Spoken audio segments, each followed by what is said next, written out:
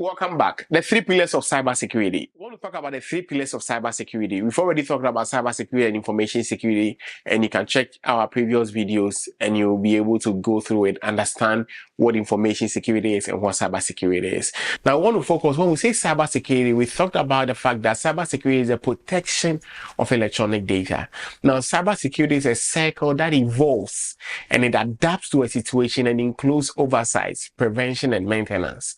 Therefore, there are three main pillars that hold cybersecurity. Now, when we talk about the pillars, we are talking about the people, we are talking about the processes, and we are talking about the technology. When we say the people, what do we mean by the people? Remember that we talked about the fact that, you see, when you are protecting your assets, what we are doing is that we are trying to eliminate every risk, or trying to make sure that we are protecting our assets from every risk. Now, people are the biggest risk that is associated with every system. And so we need the people to be well trained. When you get a job, you realize that they take you through training within your first week or first 2 weeks. Why? Because they want to make sure that they are teaching you how they are doing things in their environment.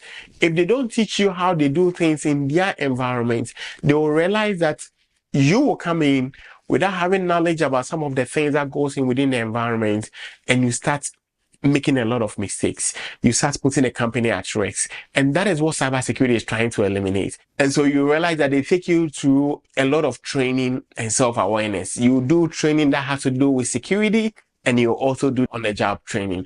And they also want to make sure that your professional skills and qualifications, they are equipping you, they are giving you the opportunity to grow. Why? Because we always say that cybersecurity is evolving. And so when you come into an environment, it's not just like you take one training and that is it. You have to continually go ahead, learn, and to be able to grow. Then you're also being provided with competent resources that you need.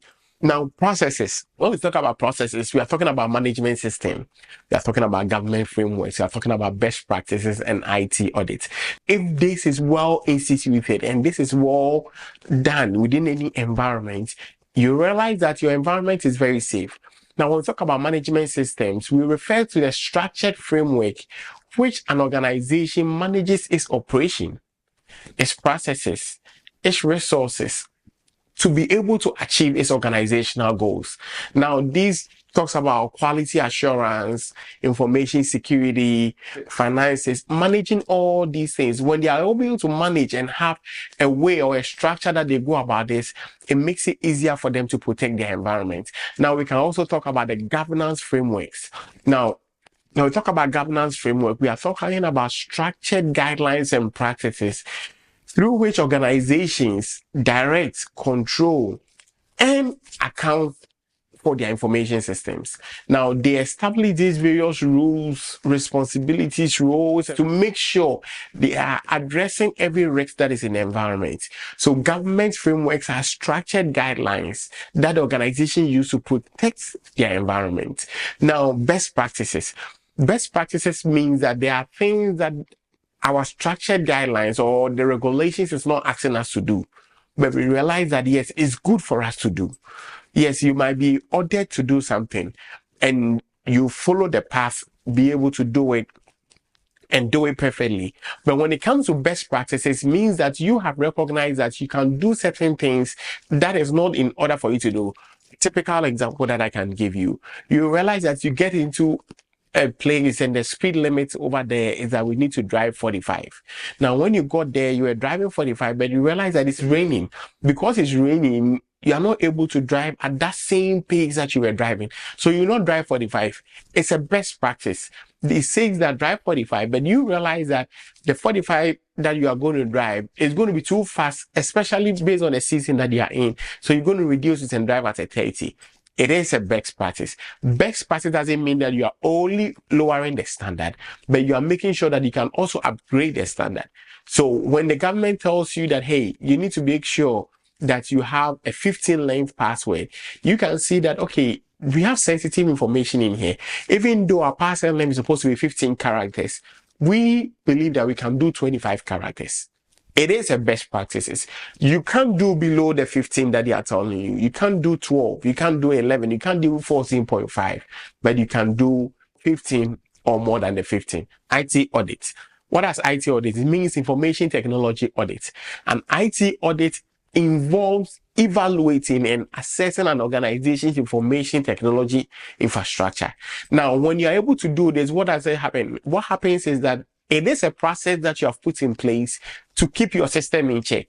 It's a process that you have put in place to make sure that your system is working effectively, meaning that everyone that is working, they know that the goal of an IT audit is to provide assurance to various stakeholders regarding the reliability, the integrity, and security of any organizational structure.